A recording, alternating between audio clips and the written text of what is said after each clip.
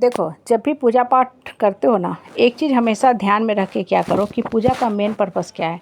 पूजा का main purpose समाज को इसको उसको दिखाना नहीं होता है। पूजा का पर्पस होता है अपना जागरण करना, खुद को समझाना कि हम किस पर्पस से पूजा पाठ कर रहे हैं। नॉर्मली लोग पूजा पाठ क्यों करते हैं, सब लोग कर रहे हैं तो इसलिए हमको भी पूजा पाठ में लग जाना चाहिए। सब तरफ भक्ति का माहौल है तो हमको भी इस भक्ति भावना में लग जाना चाहिए। और उसके बाद बहुत अच्छा से फ़ोटो लेते हैं, सब तरफों फ़ोटो पोस्ट करते चलते हैं। मतलब वो बेसिकली पूजा अपने लिए नहीं, हम समाज को दिखाने के लिए करते हैं।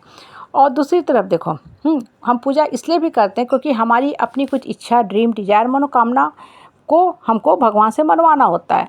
तो हम मन्नत मांग लेते हैं कि हे भगवान, मेरा ये मन्नत पूरा होगा तो हम इतने लोगों को खाना खिलाएंगे। हाँ, माता को चुनरी चढ़ाएंगे, साथ के साथ सोना भी चढ़ाएंगे। ठीक है, बहुत लोग अलग अलग ढंग से मानते हैं। कुछ लोग कहते हैं कि भाई हम इतना रुपया दान करेंगे और उसके बाद मन्नत पूरा हो गया तब तो माँ है, जागृत माँ है, तभी तो मेरी मन्नत पूरा की। लेकिन अगर आपकी मन्नत पूरा नहीं की या नहीं, आपने कुछ उटपटांग सा चीज़ मांग लिया, तो आप क्या कहते हो, अरे कलयुग में भगवान कहाँ सुनता है, भगवान भी तो पत्थर हो गया है। हाँ, भगवान तक को नहीं बकसते लोग, भगवान को भी कोसना शुरू करते हैं। इनडायरेक्ट वे में वो भगवान को गाली ही देते हैं। ठीक है, कि भाई मेरा भगवान नहीं सुन रहा। सबसे बड़ी बात, मन की शुद्धता रखो। मन की शुद्धता से पूजा पाठ किया जाता है। भगवान को सिर्फ मांगने के लिए अगर आप पूजा कर रहे हो, इसका मतलब आप भगवान को भी इस्तेमाल कर रहे हो। इंसान को तो रिश्ते में इस्तेमाल करना ही है। रिश्ता हम किस आधार पर चलाते हैं, जिससे फ़ायदा होता है उसकी हम हाँ में हाँ करते हैं। हालांकि वो इंसान सरासर गलत बोल रहा है, गलत कर रहा है, हाँ अधर्म के रास्ते पे चल रहा है, फिर भी उसकी हम चाटुकरी, चापलूसी, चमचाई करते रहते हैं कि अरे आप बिल्कुल सही हैं, आप बिल्कुल सही है। क्यों? क्योंकि उस इंसान से हम संबंध खराब नहीं करना चाहते हैं, आगे का हमसे नुकसान हो जाएगा क्योंकि अभी उनके पास पावर, पोस्ट, पोजीशन, पैसा है।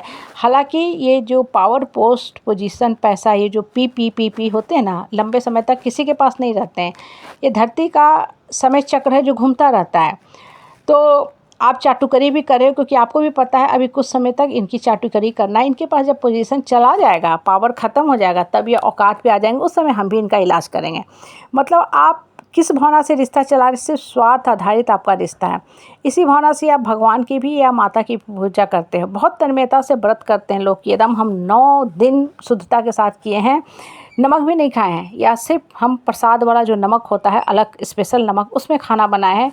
प्याज, लहसुन, अदरक सबसे दूर रहें। अच्छी बात है, अच्छी बात है, सब कुछ करना चाहिए। ये सब कहीं ना कहीं साइंटिफिक इसका रीज़न होता है। और रीज़न ये होता है कि आपके मन के अंदर अच्छे विचार आते हैं क्योंकि उस समय अच्छे हार्मोन सिक्रेट होने लगते हैं। आपका जो पाचन तंत्र है वो सही ढंग से काम करता है।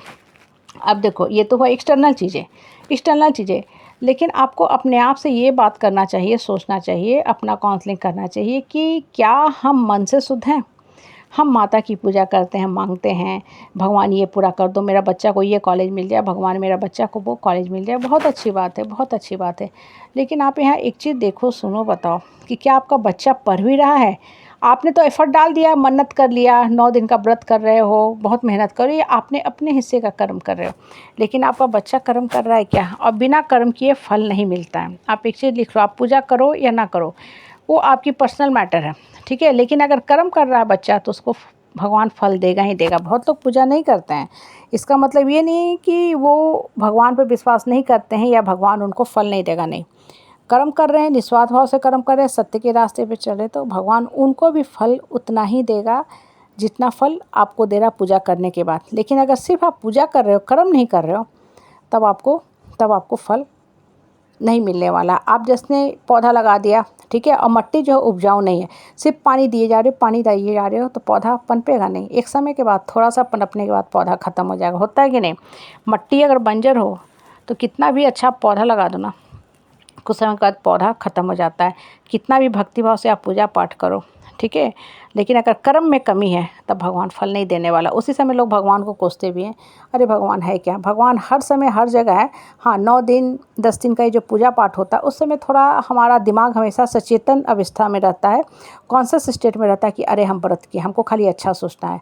जैसे होता है ना, कहीं आप जाते हो, कैमरा लगा होता है तो हम सचेत रहते हैं कि नहीं नहीं, यहाँ गलत नहीं करना है, कैमरा लगा ना, फ़ाइन कर दिया जाएगा। और बाकी जगह हम कुछ भी खा पी के फेंक के निकल जाते हैं, है कि नहीं? वही चीज़ है। ये 9 दिन बेसिकली आपकी आत्मा को इसलिए जागृत रखता है क्योंकि आप सचेत अवस्था में रहते हो कि सुबह पूजा किए हैं, 4-5 घंटे तो इफेक्ट रहेगा ही ना, फिर शाम में फिर पूजा करना है। कर्म के प्रति सचेत रहो, भगवान फल देगा ही देगा।